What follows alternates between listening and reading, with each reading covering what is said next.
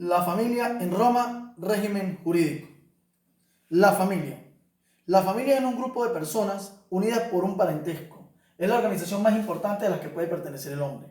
Esta unión se puede conformar por vínculos consanguíneos o por un vínculo constituido y reconocido legalmente y socialmente, como es el matrimonio o la adopción.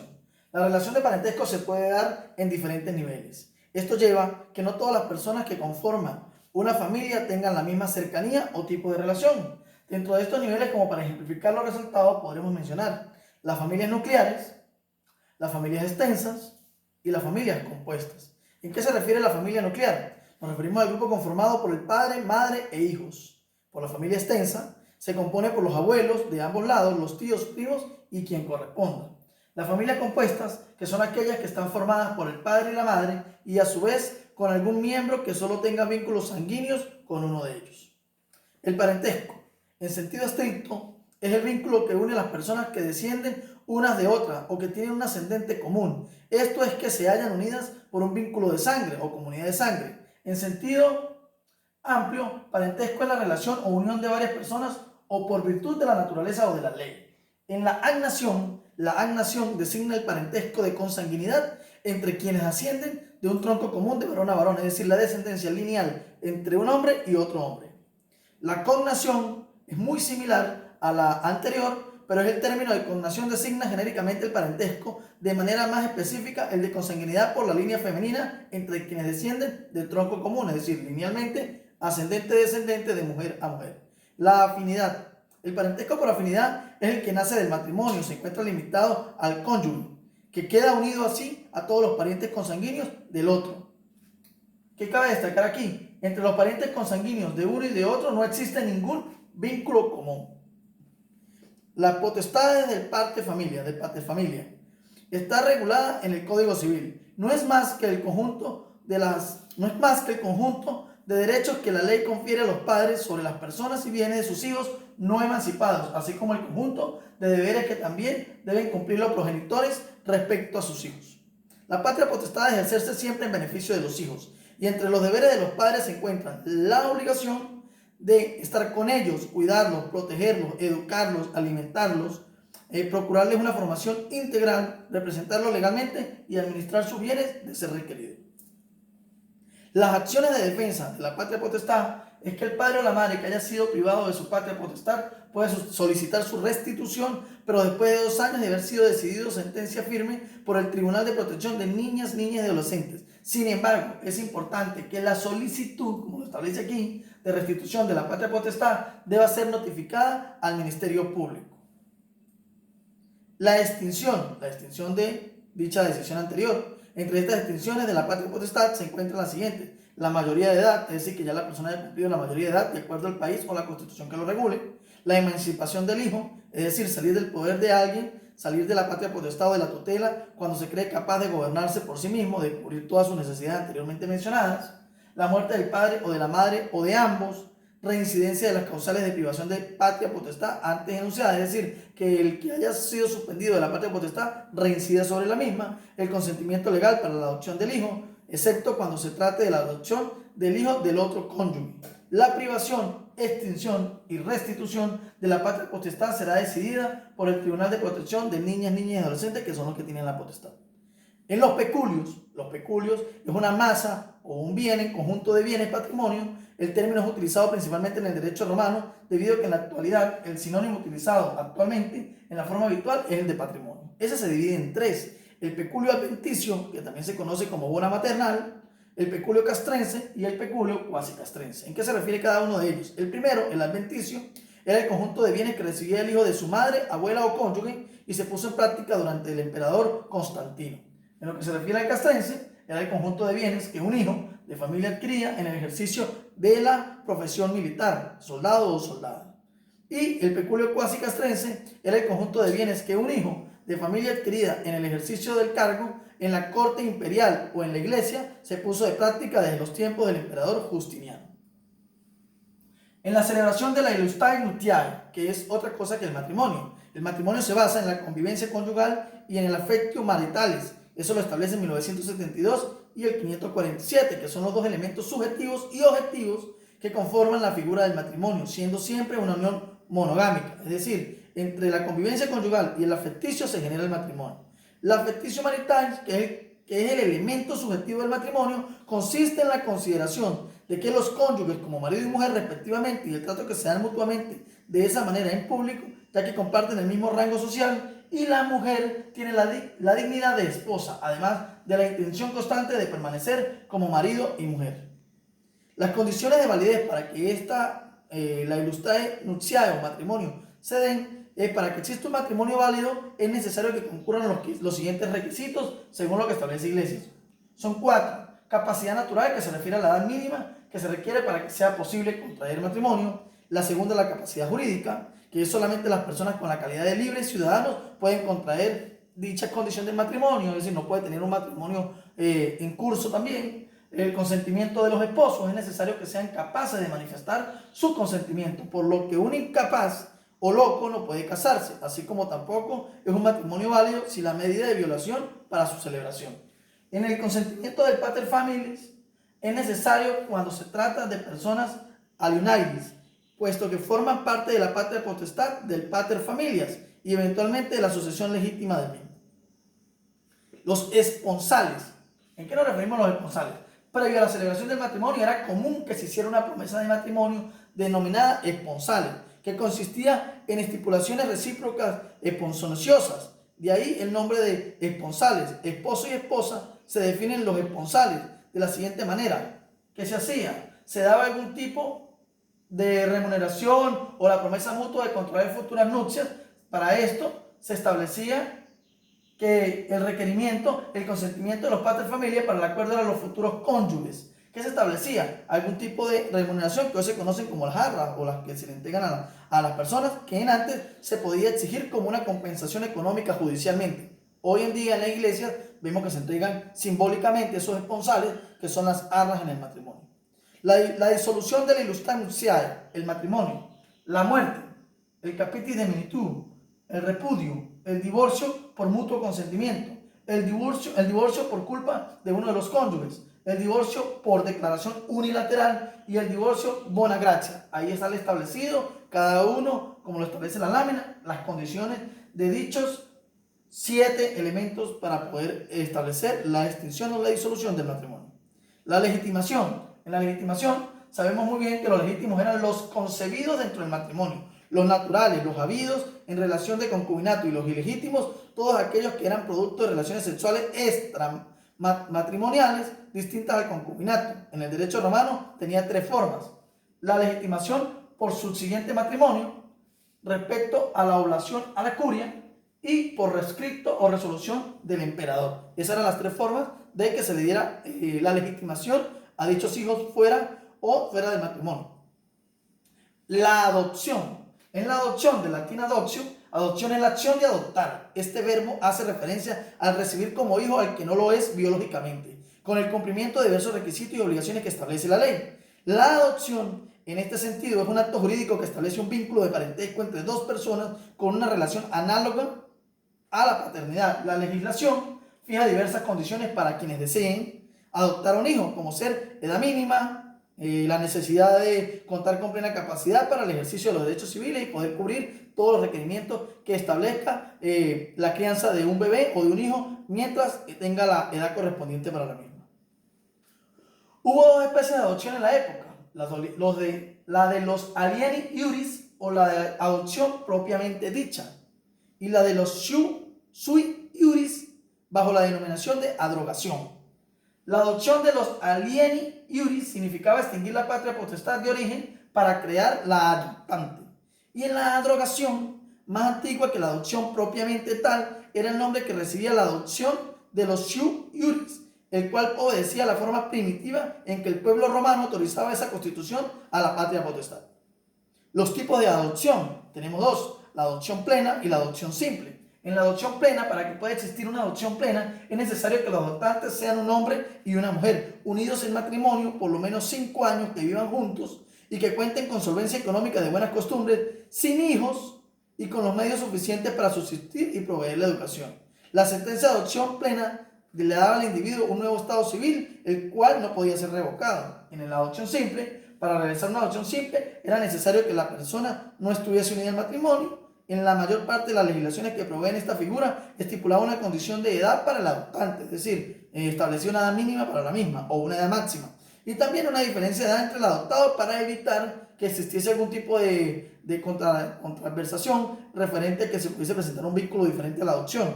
Quien pretende adoptar deberá ser de buena costumbre y con medios suficientes para subsistir y proveer la educación, tan igual como lo decía la adopción plena. La adopción produce fundamentalmente dos efectos, uno positivo y otro negativo. En el efecto de carácter positivo, como lo establece aquí la lámina, nos dice que es la creación del vínculo adoptivo entre el adoptado y el adoptante, y la familia un vínculo de filiación que produce los mismos efectos que la filiación por naturaleza, igual que un hijo biológicamente entre un matrimonio. Y la negativa, el efecto de carácter negativo es la ruptura de las personas, la ruptura de las relaciones del adoptado con su familia de origen, es decir, se rompe cualquier vínculo con su familia biológica. Y esto queda que en el supuesto de que el adoptado sea el hijo del cónyuge del adoptante, el vínculo con su progenitor biológico y la familia de este subsiste. Consecuencias jurídicas de la adopción, tenemos las siguientes cuatro. Como efecto de la filiación, la adopción determina los apellidos del adoptado, tomará los apellidos del adoptante, es decir, los apellidos del biológico los deja a un lado y asume los del adoptante. Segundo, sometiendo al adoptado, la patria potestad del adoptante es el principal efecto de adopción. Este efecto no se produce en el caso de adopción de mayores de edad o emancipados.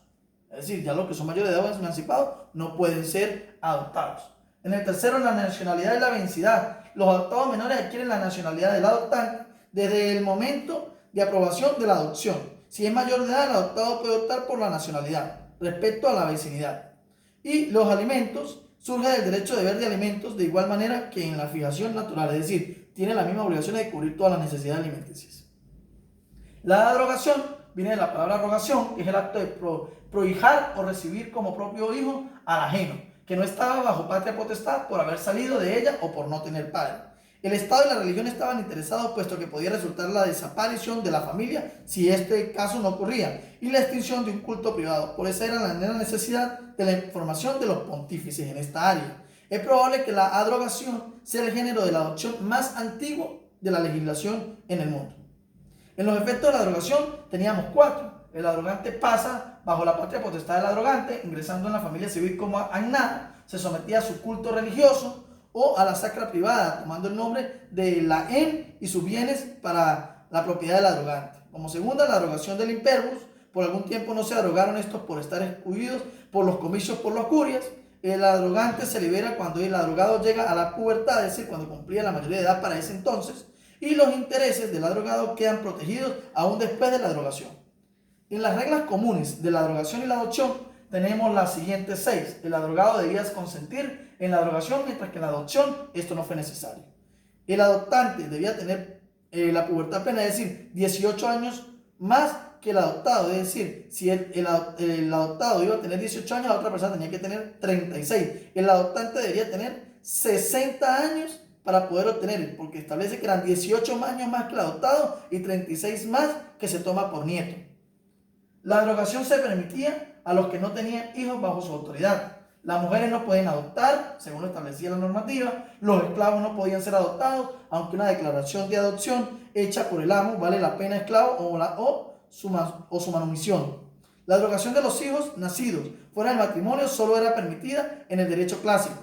Solamente, pero Justiniano estableció y hizo la excepción de que los hijos naturales nacidos del concubinato, pues el mismo tiempo prohibió adrogarlos. Reforma de Justiniano. Justiniano fue uno de los que más intervino en su época en todas las reformas establecidas durante la misma. Durante el imperio por la constitución del Diocleciano en el año 286 se sustituyó el respectivo imperial. En las institutas de Justiniano, en sus primeros libros, se expresa que la adopción se hace de dos modos: por rescrito del príncipe o por la autoridad del magistrado. Eran las dos formas de poder tener cualquier tipo de adopción en estos entonces. La tutela se establece bajo 4 formatos. La tutela de los impuberes, la tutela testamentaria, se llama tutela legítima, que es la que se discernida en virtud de una preferencia establecida en la ley, y la tutela dativa, que es aquella que surge la falta de la tutela testamentaria y de la tutela legítima. Es decir, la tutela de los impuberes establecía cuando una persona se hace libre de potestad paterna. La tutela testamentaria, los padres en ejercicio de la facultad de que le concede la patria potestad pueden designar a su tutor para sus hijos. Y la tutela legítima, la que discernía en virtud de la preferencia establecida por la ley. Y la tutela dativa, la que era aquella que surge de la falta de tutela testamentaria y la tutela legítima. La capacidad para ser tutor. En esa área vamos a estudiar varios casos, comenzando por la renuncia. La tutela estaba considerada en el derecho romano como un cargo público, siendo necesario para cumplirla ser persona libre, ciudadano romano y del sexo masculino. Luego admitió la posibilidad de que se ejerciera el cargo de tutor la filius familias, porque la autoridad paterna solo tenía efecto bajo orden privado. Y así una serie de inquietudes más, como que al tutor testamentario le fue permitido librarse definitivamente de la tutela, haciendo una declaración solemne ante testigos de no querer ejercerla a un extraño, pues, de que no quería transferirla a un extraño. Las excusas. En las excusas fue entendido o extendido que en la época clásica la tutela testamentaria y más tarde a la tutela legítima. Entre las numerosas excusas figuran como las más importantes de la época las siguientes 4. El ejercicio de cargos públicos o de oficios de utilidad pública. El de razones personales, como el haber cumplido 70 años de edad. Numerosas cargas familiares, es decir, de tener 3 hijos o más. O las razones de privilegio, como ser veterano del ejército, atleta coronado o muchas otras. Diferentes fueron las excusas, fueron las incapacidades propiamente dichas, que se desenvolvieron gradualmente y que comenzaron siendo razones de excusa. Tales fueron los textos justinianos: los locos, los sordos, los mudos, los ciegos, los enfermos graves y los crónicos, personas enemistadas con el padre del pupilo. Todas esas fueron excusas para evitar la tutela del mismo. En las obligaciones del tutor y acciones que nacen de la tutela tenemos varias, entre las cuales podemos empezar con el derecho primitivo, que es el tutor administraba los bienes de restituir los bienes del pupilo al tener la tutela, y provenía de la moral y de las costumbres, pero no estaba en ninguna forma sancionado por la ley. Según lo establece la ley de las 12 tablas, estableció 2 garantías para el pupilo contra el fraude del tutor, que fueron el crimen suspectitorius y el actio de ratiniubis distraendis, que era una acción de doble que tenía carácter penal. En la otra tenemos la reforma introducida por el pretor, que además de una restitución de la misma, que permitió al pupilo hacer que le anularan los actos del tutor que lo lesionaran, es decir, todo lo que perjudicara al adoptante o al drogante, pues eran anulados. El pretor concedió al pupilo 2 nuevas garantías, que las establecen aquí. La primera, por la cual el pretor asimiló al tutor que manejara bienes del pupilo a un gestor de negocios y concedió al pupilo una acción contra su tutor en caso de falta cometida en la gestión. Esta se conocía como actio negurius gestorum. Y la segunda, que se conoce como la caution rem pupili salvam fore, por la cual se constituyó al tutor a que en el momento de entrar a ejercer el cargo se obligara por un contrato de estipulación a administrar bienes de negocios del pupilo y restituirle sus bienes a la tutela. Y las reformas del derecho imperial, en razón de las reformas precedentes, el tutor era responsable de las faltas que hubiera cometido en la gestión del patrimonio del pupilo, pero no estaba obligado a administrarlo. Faltaba establecer una obligación a su cargo, haciéndole responsable de su inacción. Bajo el emperador Claudio, los participantes del pupilo podían citar al tutor en caso de inacción de los cónsules. La tutela perpetua de las mujeres. Las mujeres se establecían que estaban sometidas a tutela perpetua por considerar los juristas romanos que, en virtud de su inexperiencia para los negocios y de su naturaleza ligereza del espíritu, podían dilapidar los bienes familiares. Por eso ellos en su tiempo consideraban que la tutela perpetua de las mujeres debía mantenerse. Esta tutela se estableció no en interés de la mujer misma, sino por un sentimiento de desconfianza contra ella. ¿En cuál interés? De que la familia agnática, para impedir que disipara de los bienes que recibiera de los parientes paternos. Las clases de tutela, como en los impébores, había 3 clases de tutela: la tutela testamentaria, la legítima y la deferida por el magistrado o dativa. La función del tutor en este caso era que se limitaba a la concesión de las autoritas, porque siendo la mujer una persona puber o pública, el tutor no tenía la gestión, sino simplemente las autoritarias para completar la personalidad de la mujer en los negocios que debía realizar. La tutela en esta área era muy regulada. La tutela de las mujeres, que procedía de la más remota antigüedad, se debilitó al final de la República, cuando empezaron a cambiar la normativa y volverla en ese entonces muy hacia lo que era el hombre. En esa época se permitió que el marido que tenía a la mujer, ¿verdad?, tenía la tutela de sus agnados y tomar un tutor de gusto para complementar su personalidad jurídica y poder manejar la tutela de lo que correspondía a los bienes que tuviesen la misma. En la extinción de la tutela de las mujeres para esa época teníamos las leyes de Lulia y Papia. Dispensaron de la tutela a la mujer que tuviera esta condición, o sea, que fuera ingenua, que tuviera 3 hijos y la libertad que tuviera 4 hijos. Esta tutela desapareció definitivamente en el siglo IV de la era cristiana. La curatela. En el tema de la curatela, es una institución del derecho civil que permite representar y asistir a aquellas personas que por una causa particular o accidental se encontraran incapacitadas para administrar su patrimonio. Dichas personas eran confiadas a un curador, quien para desempeñarse su cargo debía poseer cualidades similares a la de un tutor, es decir, ser libre ciudadano, romano y de sexo masculino. En la curatela de los locos, ¿verdad?, se distinguían 2 clases de locos, el furius y el mente captus, es decir, el que realmente no tenía ningún tipo de cordura y necesitaba una curatela constante y no podía en ningún momento tener un grado de lucidez, y en la segunda, que tenía momentos de lucidez, momentos de claridad, y esta persona podía en sus tiempos de lucidez poder actuar y tener toda la capacidad jurídica para establecer ciertos convenios que le establecía la ley.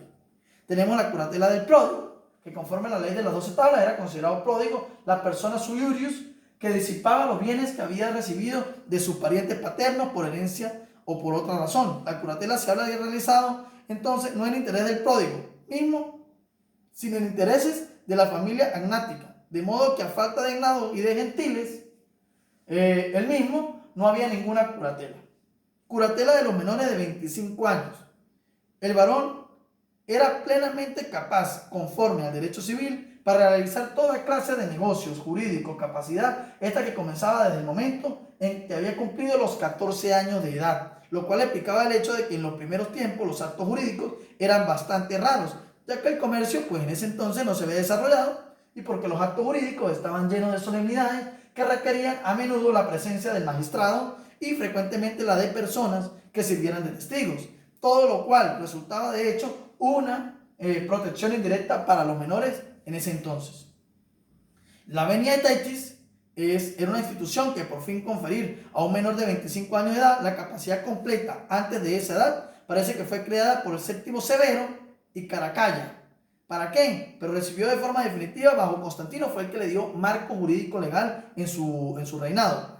Esta concesión estaba subordinada a 2 condiciones, determinada de la edad, o sea, 27 años para los hombres y 18 años para las mujeres, y de un rescripto imperial. Para el menor que estaba bajo curatela, la venia aetis le hacía salir de su minoridad y lo hacía capaz, además lo privaba del beneficio de ser restituido. Para el menor que no estaba en curatela, la venia aetis no producía ese último efecto. Además, el menor, a partir de la venia, sometido al oratio y las grabaciones establecidas por Constantino, en resto es en esto en que se difería del mayor de los 25 años. Las curatelas especiales, ya casi que vamos terminando la temática de este video, de esta exposición, se establecía bajo 3 áreas. Obviamente la curatela de los sordomudos, la curatela de lo que uno llamaba el curador de vientre o curador ventris nomine, o la curatela excepcional del impeur. La de los sordomudos estuvieron también sometidos a curatela por su incapacidad, obviamente, siendo esta curatela similar a la curatela de los locos. En la del curador de vientre era el curador que se nombraba al correspondiente, o sea, de las personas por nacer, pero ya concebidos cuando concurría la muerte del pater familias, con el fin de tutelar sus intereses hasta el momento de su nacimiento. Y en la tercera, en la impúber bajo tutela, excepcionalmente puede tener un curador 3 tipos de casos: cuando el tutor sostiene un juicio en contra del pupilo, cuando el tutor ha presentado una excusa temporal, o cuando el tutor se muestra incapaz de solucionar un asunto del pupilo. Es decir, como la propia imagen lo refleja, dependiendo del tipo de condición que tuviera la persona, tenía una curatela especial para el momento. Después de haber concluido con esta exposición, a lo mejor un poco rápida por el tiempo, por los problemas que hemos presentado los últimos días con el sistema eléctrico y de internet en el país, pues tratamos de acopilar todo lo referente a lo que se establece a la familia en el ámbito romano. Y para concluir, hay que dejar muy claro que hay hombres que luchan un día y son buenos. Hay otros que luchan un año y son mejores. Hay quienes luchan muchos años y llegan a ser muy buenos. Pero hay los que luchan toda la vida, esos son los imprescindibles. Bertolt Brecht: en la educación está la solución. En los momentos de crisis es necesario que la mejor inversión se haga en educación para prepararnos para la Venezuela que todos queremos, la Venezuela educadora, la Venezuela de la prosperidad.